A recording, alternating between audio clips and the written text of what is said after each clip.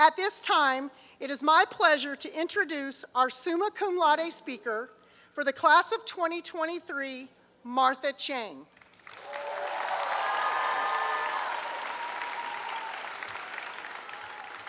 Martha is the daughter of Esther Lee and Bong O. Chang. She will be studying economics at Northwestern University.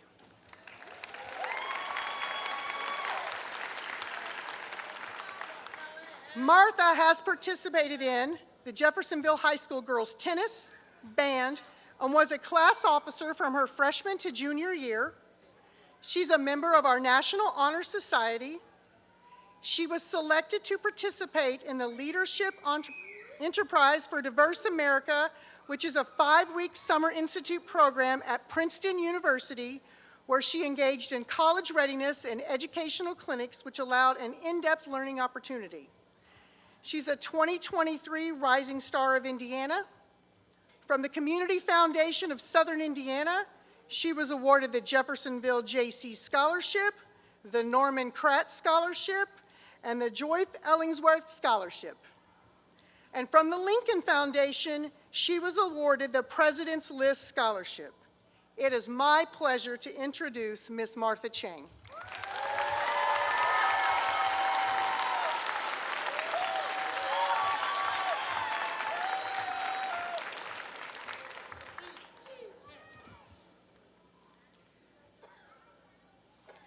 Good evening, everyone. My name is Martha Chang, and I am honored to address the commencement speech for the Jeffersonville High School class of 2023. Recently, I have been writing cards to as many classmates as I could, but unfortunately, I could not get to everyone here.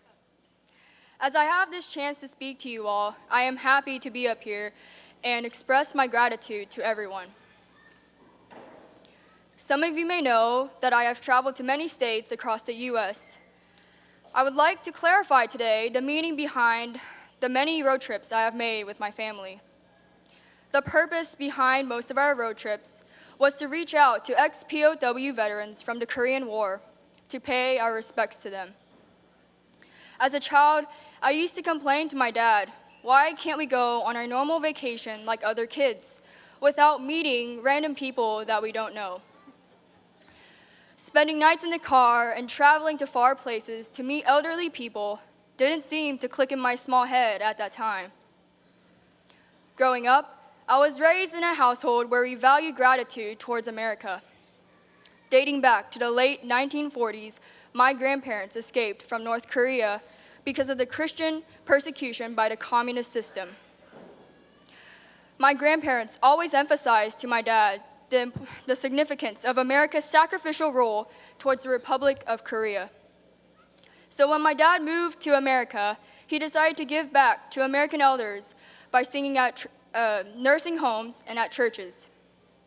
As a Korean immigrant descendant, I learned to realize a valuable lesson: the importance of respecting our previous generations for their hard work, that there is goodwill in serving others. I am very grateful to be living in a country that protects the freedom of other nations as well as their own people. I want to highlight my gratitude for having an opportunity to live in America. The U.S. has defended the freedom of many nations, including themselves. They have sacrificed much for the world, and this was not without cost. From 1950 to 1953, Korea's freedom and democracy were on the line. Despite the gravity of the tensions, Americans did not turn a blind eye. They fought bravely and defended a nation that they never knew and never met. Around 35,000 American soldiers sacrificed their lives, and more have suffered the aftermath injuries of the war, mentally, physically, and emotionally, all for world peace. Today, I would like to introduce Mr. Herman Neville Jr., who is with us. Mr. Neville served in the U.S. Army, and he was a POW who fought in the Korean War. As my family has visited him a couple of times, he has told us about his fight and resilience during the war. Mr. Neville became severely wounded amid the ongoing combat. He had multiple shrapnel wounds to his head, chest, and arms. He became blind in his left eye, and his right collarbone splintered. Despite his efforts to flee from the enemy, he was caught, his shoes and dog tag taken from him, and he was captured and sent to a labor camp along with many other captured soldiers. He described the suffering of his comrades and the soldiers that he had met at the labor camps. The soldiers only wore their summer uniforms on the cold ground, many starving and freezing to death. For 3 years, Mr. Neville had suffered for the lives of Korea and for the honor of America.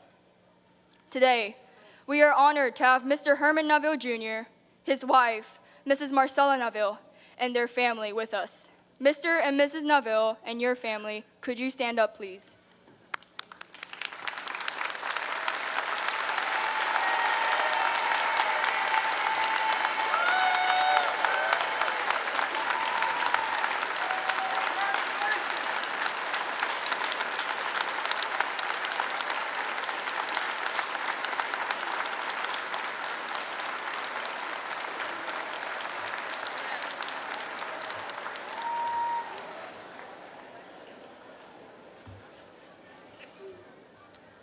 This year, Mr. Neville is 93 years old, and that is amazing.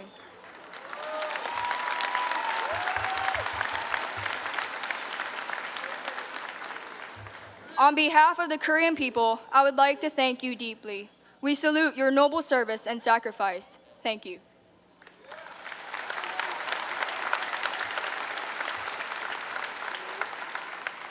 I would also like to introduce another Korean War veteran, the late Mr. Darren Keith Blackwell.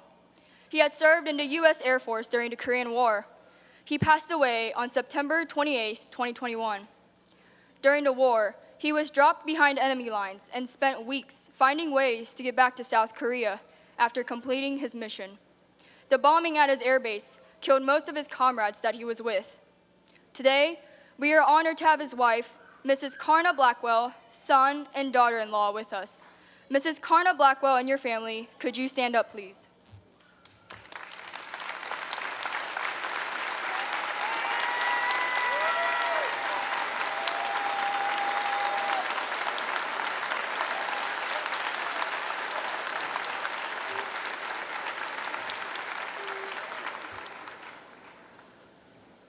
On behalf of the Korean people, I would like to thank you deeply. We salute his noble service and sacrifice. Thank you.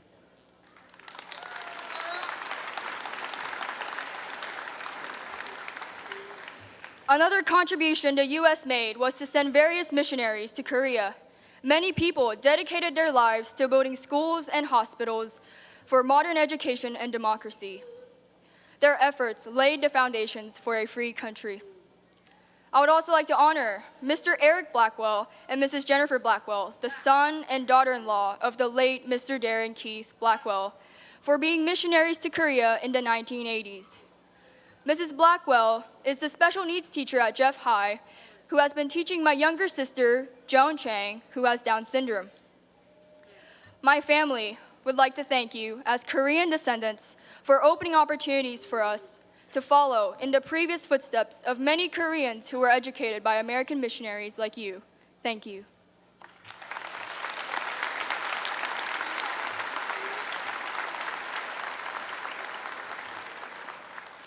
I take this opportunity to give thanks to all the American veterans and their families, those who have fought to defend the freedom of the world.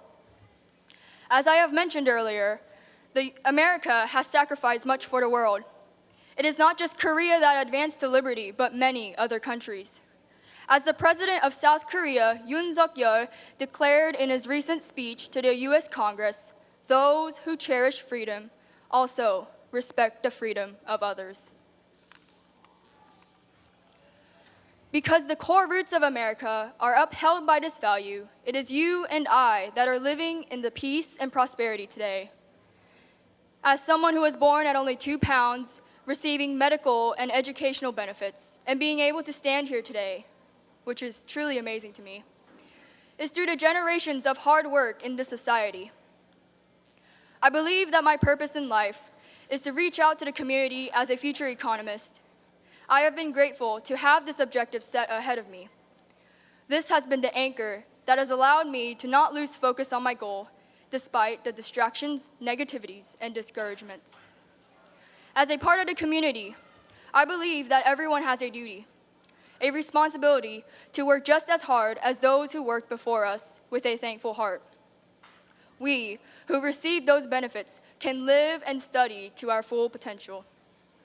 As a fellow graduate, I hope everyone finds their respective purpose and pursues that with gratitude, responsibility, and resilience, fulfilling it not as a wish, but as a reality.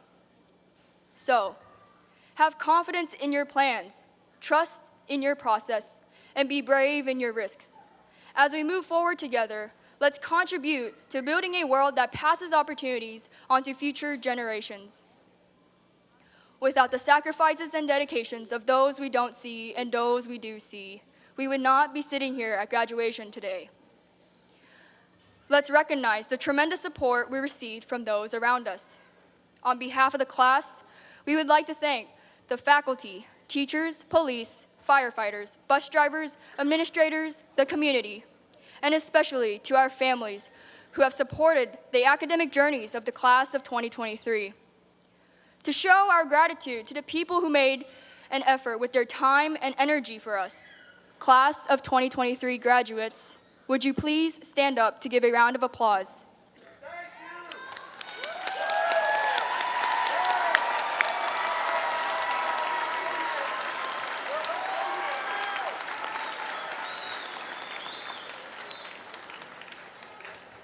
You may be seated.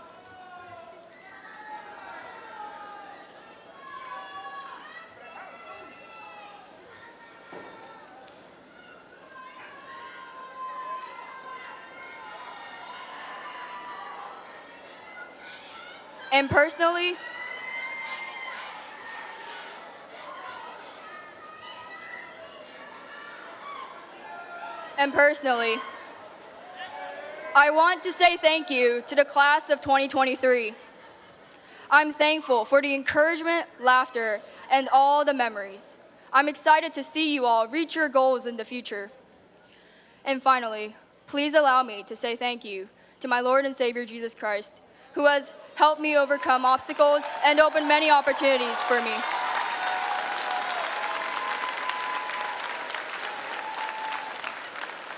May God bless you all. Thank you.